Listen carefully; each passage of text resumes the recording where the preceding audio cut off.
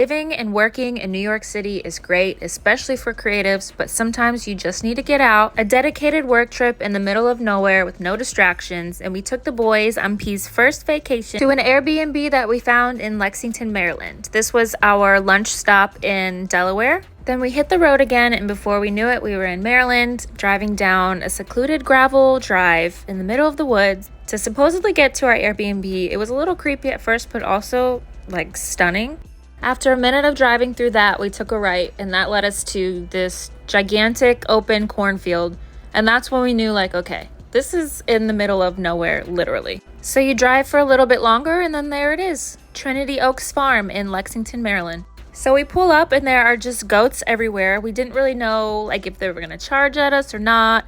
But we thought, okay, this is interesting. It's just like an open vibe kind of thing. The animals just do whatever. There was also this stray cat that the dogs did not like. So we reach out to the host and we're like, is there anything we need to know about the animals? Are they friendly? Will the cat attack our dogs? Like, what's up? He responded, I don't have a cat and the animals are friendly, but they're gated, so just don't go inside the gate. So we were like, sir, there's absolutely a cat here and somebody has been feeding it and your animals are absolutely not gated because they are just hanging around the backyard. A little excitement at check-in, but he told us he'd come and take care of everything, so it was all good. And this is some shots of this cute farmhouse. Everything was very like vintage and just a vibe. They had a huge dining room table, which is nice. We saw a lot of people book this place for like Thanksgiving and stuff, and that's where we set up our workstation. There was also a Target nearby, so we stopped there and got some groceries to cook our meals during the day. And this gated front yard was a selling point for us because we brought the dogs to run around, and we also brought this cute little doggy pool for them to swim in.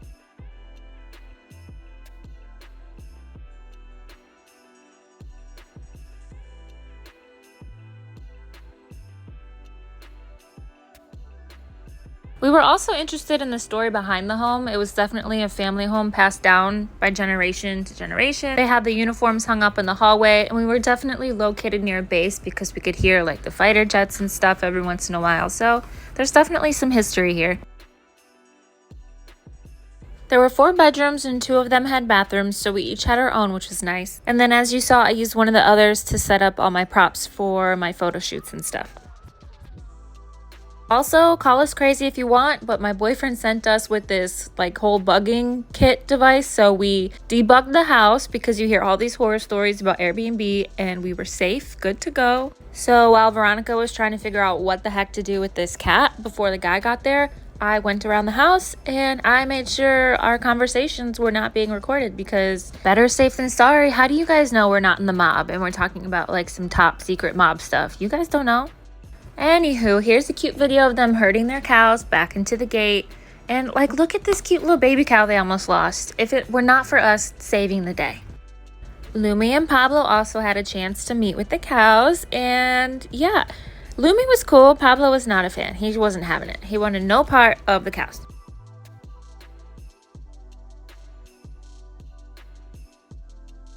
During our stay, Veronica somehow ended up being the designated cook, and I was the designated tea maker for obvious reasons. We also tried to get our workouts in, like I would run up and down the drive, Veronica would do her yoga, and the boys would run around and swim in their little doggy pool.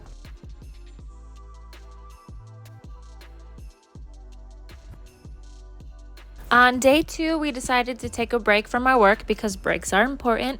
And the property has a map with like some hiking and stuff. But here's the deal. We went the wrong way.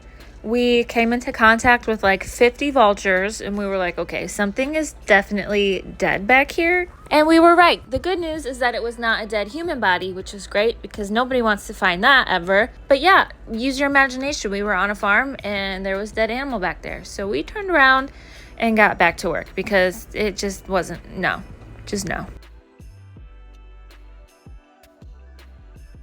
Later in the evening after dinner, we did decide to try and hike the correct way, and we did not see any more dead animals, which was lovely. We walked down this beautiful open path in the woods, which led us here. Beautiful little area where the host even had some kayaks set up so you could take those in the water. There were two cute houses back there too. I have no idea how these people get to their houses, obviously via boat or something. Yeah, and they obviously hate civilization, but that's cool because, you know, most of us do anyways. And this was just a very cute and serene area. And seeing that made us think, hey, like, we're by the ocean, there's gotta be a beach somewhere, and Pablo's never been to the beach, so let's find one and go. That's what we did. And this is Pablo's first day at the beach. Lumi was chilling, as you can see, while Pablo was barking at the waves, but he eventually got used to the water and went in and had a blast.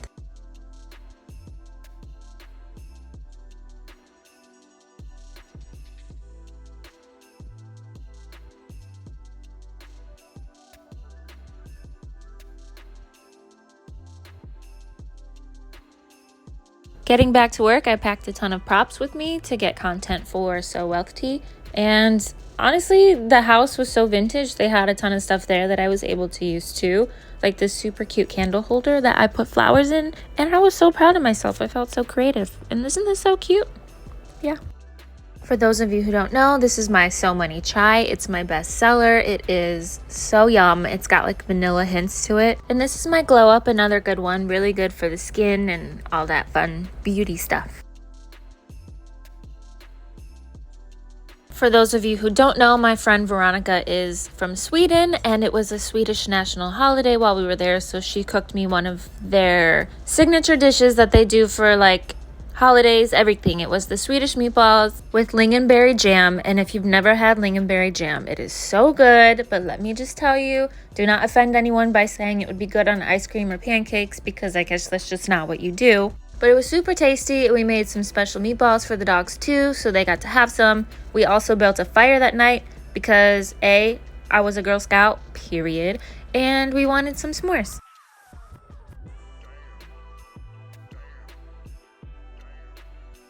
Following day, we took some time to get content of us just enjoying the farm. We actually asked the host prior if we could have a discount if we did that and sent it to him so he can use it for like ads or promotion or whatever. And yeah, it all turned out super cute. Also set up a cute little picnic area for some more tea content, and I can see why people do this as a business. It was a lot of fun and really cute.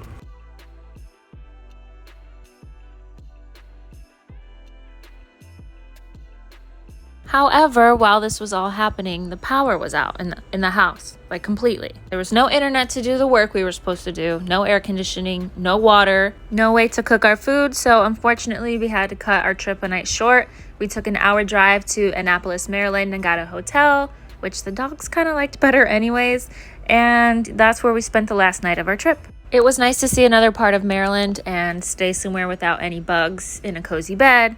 And we found a cute little wine bar to have dinner, and then we headed home the next day. While an eventful trip, it was also very productive and a very fun experience, so we will definitely look into doing more in the future and get some work done and have fun with the boys. Thank you for watching. Like and subscribe for these two.